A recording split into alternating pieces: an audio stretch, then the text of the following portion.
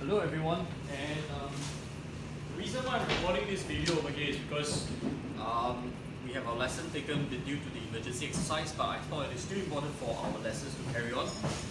I could have conducted this in a class that is going to be coming up tomorrow, but I still think that it is good for us to try out this way of learning. Especially for this topic, it is possible because I wouldn't say that it's not conceptual, but it is more factual. So there are things that you just need to remember, and systems that you need to remember, and systems that you need to know how to apply. And it's rather simple, so let's begin. And the topic today that we'll be going through will be 7.3, which is on particle physics, which is very relevant for your centric. Now let's start off with the first group of particles that we're going to talk about. And before we even talk about the particles, we need to talk about the forces first. The four fundamental forces of nature. And they are nuclear strong force, nuclear weak force, the EM force, and the gravitational force. Now there's a reason why I write it down in this order. It is actually in decreasing order of strength, which is nuclear strong being the strongest, EM next, nuclear weak being the last, second last force, and gravitational being the weakest of all. But be careful to say that gravitational force being weak, it means that it's not useful. If you talk about cosmological kind of scale, gravitational force supersedes the effect of all other forces. Whereas if you talk about atomic or nuclear level kind of forces, these are the three forces that will supersede the gravitational force. So they are significant in their own scale. Alright? So the next thing that I need to bring across to you is this idea about why do forces come about. If you take a look at negative charge and a negative charge, what goes on in between the two of them? What actually is changing, or what is happening between the two charges that allows this force to come about? What is happening in the vacuum between the two charges? So this is a very interesting question, which Richard Feynman some time ago, not very sure about the year, but he came out with this theory that explained electromagnetic force as being due to exchanging particles between the two charges. He developed this theory fully into what we call the quantum electrodynamics, a very fully developed theory to explain electromagnetic force in terms of the photon. So it is the exchanging of photons between these two negative charges. It's almost like if you have two people, if a person were to throw the ball to the other person on an icy surface, the other person will experience a repulsive force, like a repulsive force. Well, of course, some of you may actually ask, how about the attractive forces? Of course, there's much to it than just this model. But the idea about particles flying around between those two charges, and the force is actually due to those particles flying around between the two of them, is a very important concept. And this is very important for us to understand that the electromagnetic force is due to photons. This group of particles called photons, the exchange particle is what we call it. Now, nuclear strong force is due to gluons. This is due to W plus, W minus, and Z naught particles. It just names the particles. And the last one is what we call gravitons. So this group of particles are what we call exchange particles. So they are the one responsible for forces. So these are one group. This is one group of particles. They are the fundamental particles that explains to us interaction in the real world. Now there's another group of particles what we call leptons. And these leptons, there are three sections of them. One of them is what we commonly know as electrons, muon, and tau. Now each of them has a corresponding neutrino, which I introduced to you when we went through the beta decay a couple of weeks ago. So this is the electron neutrino, muon neutrino, and tau neutrino. So these are the three classes of leptons. And each of them over here, we give them a lepton, a number system. Each of them over here has a lepton number of equals to 1 for normal particles. Normal particles means that, say for example, for electron, it will be a particle with a charge of -1. If you have an anti-electron, anti-muon, or anti-tau, or anti-electron neutrino, anti-muon neutrino, and anti-tau neutrino, there will be a number of -1 for antiparticles. So this will come very useful when we do the conservation laws later. So just be patient. Now the next class of particle is what we call quarks. classes of quarks as well.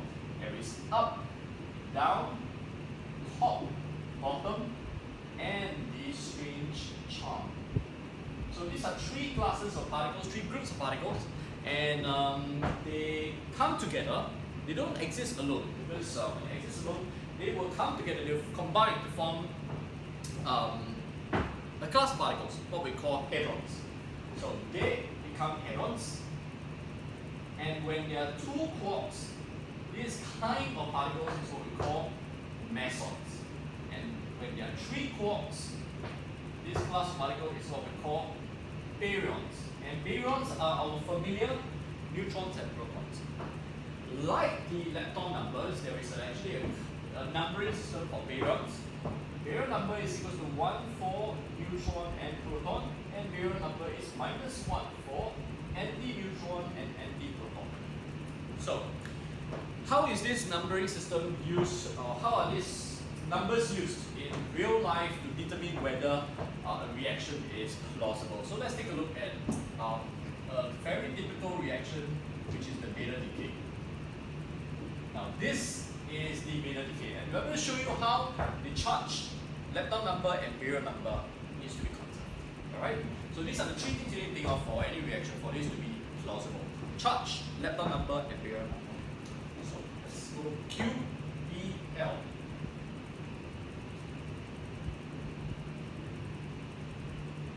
So the charge of neutron is 0. This is +1, -1, 0. So as you can see, the left hand side, right hand side, charge is conserved. Baryon number, this is 1, this is 1, this is 0, this is 0. Left, right, 4. Now if you have a lepton number, this is not a lepton, 1, anti-lepton -1. So you can see that the lepton number is also conserved. So for any reaction to be plausible, like what I said just now, the lepton number, baryon number, and the charge is to be conserved. So what is a counter example? So a counter example will be, say, P plus P gives you P plus becomes pi plus a electron. So let's take a look at, sorry, this should be A and D, so it's actually electron. And let's take a look at charge, baryon number and lepton number.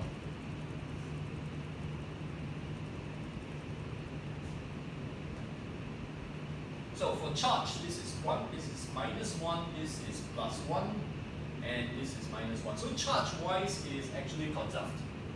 0 on the left, 0 on the right. Baryon number 1, -1, 0, 0. So baryon number is also conserved. But let's take a look at lepton number. This is 0, 0, 0, and this is 1.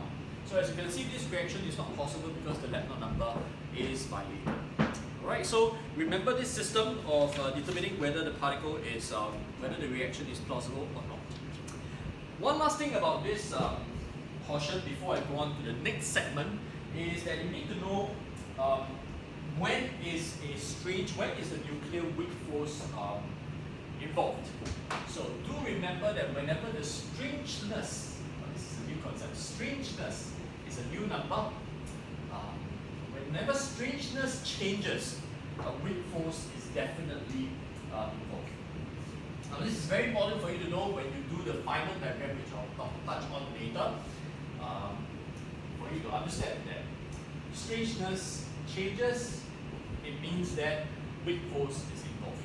So let's take a look at a typical reaction where strangeness change. But before we do that, probably a little bit of intro into what is meant by strangeness.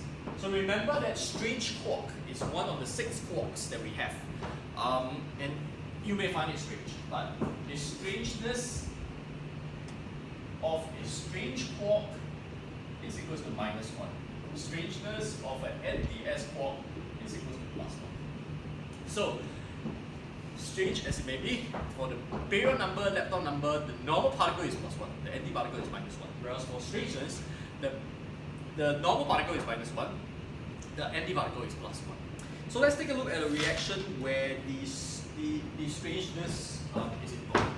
So if you have a R1 plus and it decays into a pi plus and a pi naught. So let's take a look at this composition. So this is made up of U and S. This is made up of U and ND, and this is U and ND.